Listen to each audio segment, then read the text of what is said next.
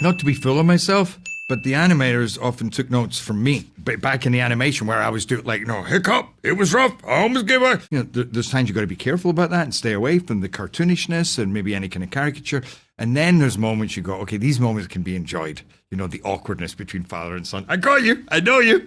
And he played it great too. I can't kill dragons. But you will.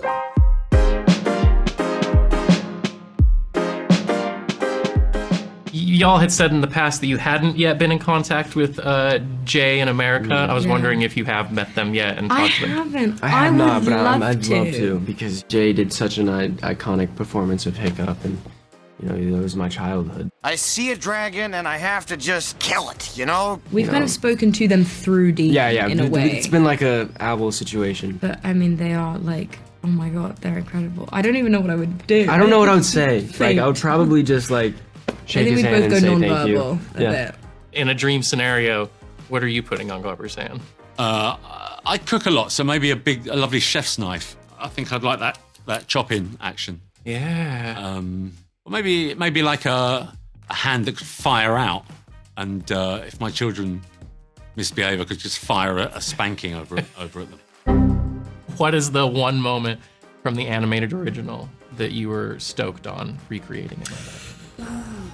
I think my favorite was when the trainees we enter the arena. Yeah. And I remember the 2 weeks we spent shooting there, and Nick Frost as well was playing Gobber there, and we were kind of all there. It was really cold, and we were all I could feel like we were all a little bit nervous but really excited, and you could feel the energy. And the gate would come up. Yeah, and the gate, it was a real heavy gate, and I don't know, that for me was the most exciting. Yeah, and it was cooler than I thought it would be, and I thought it would be so. It was. I thought I was cool, and I thought I could be cool in a moment, and then that happened, and I was like, oh no, this is cool. And it was also one of the first things that we shot as well. So it really felt like the beginning of it. We're entering this world, and it was literally us as we're entering the arena.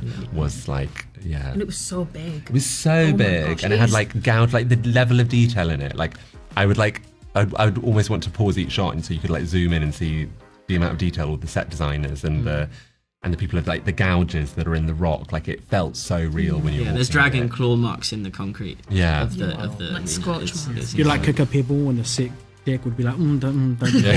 Oh, sorry. That was a special one. I mean, there were so many. The animated is so iconic in so many scenes that are also very iconic, and getting to do all of that in live action and elevating it was incredible. But a lot of our stuff, just because it was the chemistry and it's kind of where it all started, was super fun for me. And then Test Drive.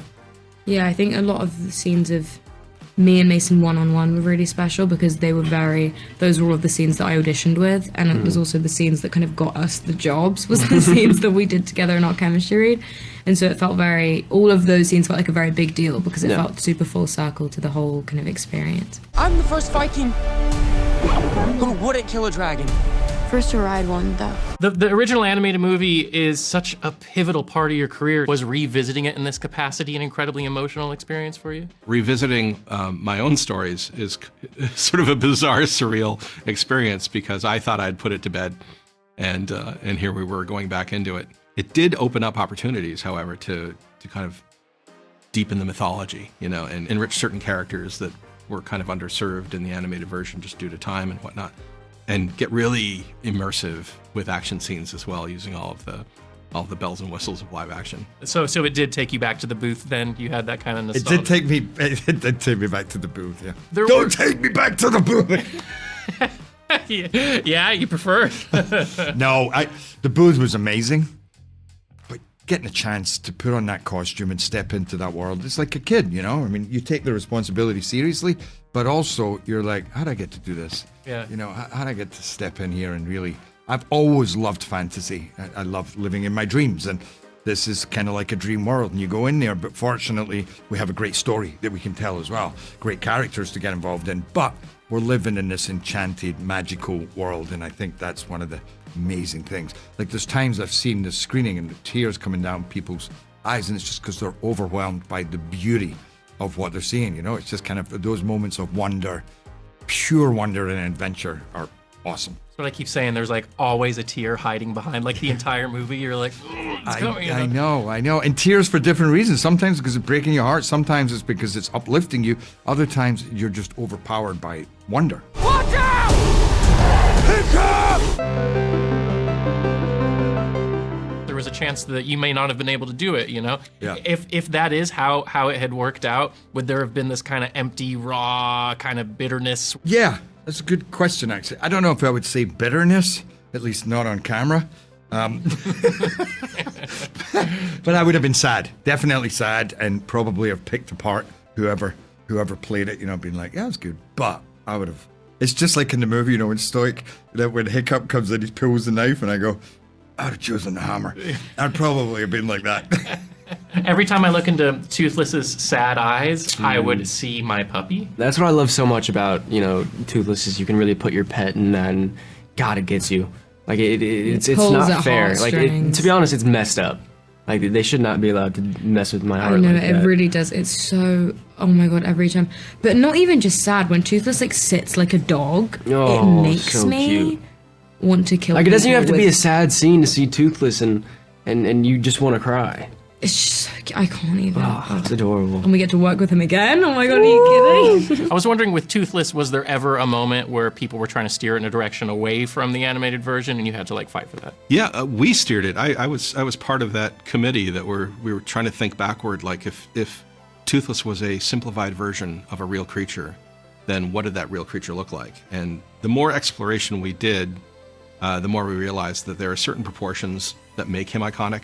And so we tried making his eyes smaller because no animal on Earth has eyes that big, not even a blue whale.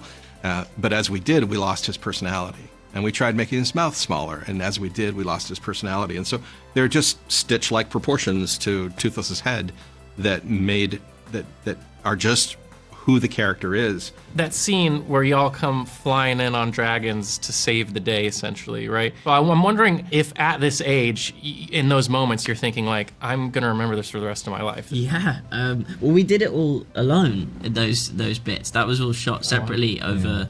It would. I think it was a week each, or Something like that. something on our dragons, and so it was. We did so much of it together, and so much of it was about being together, and then the dragon stuff was solo.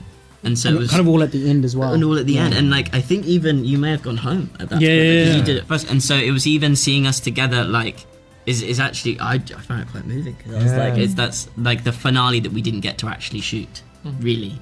So yeah. Because I think it was because every other scene, it was basically all of us all together. So it was, it was quite weird at the end. It was kind of like, it was the one thing that we kind of did separate. Obviously we didn't, but because we were on the same dragon. But so it was so lovely seeing the that thing moment. together. We weren't together. Yeah. Being a part of something that is like so nostalgic and like important for, I think all of us, like we all kind of grew up on this film, and kind of being a part of it and being like, oh, maybe like one day my own kid's gonna watch this and be like, and then they'll do a remake of the remake. Yes. And then the cycle continues.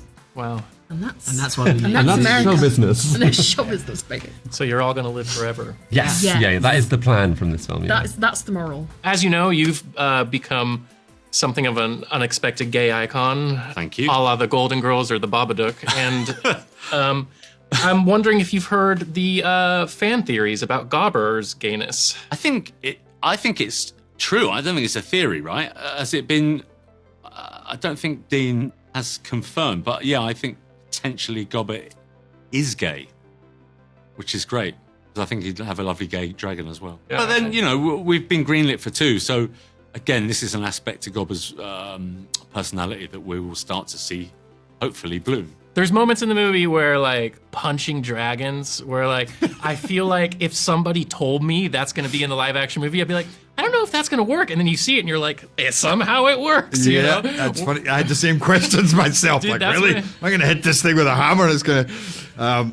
I remember when we were preparing that stunts and moving around, and they're going, you're going to hit it, then you're going to headbutt it. And I was like, really? And then you see the movie, and it works, you know? Yeah. Yeah, he's just a maniac. It's such a great introduction to Stoick, especially in this movie, watching him fight these dragons that are like 5 times the size of him, and he doesn't care. It's like, come on.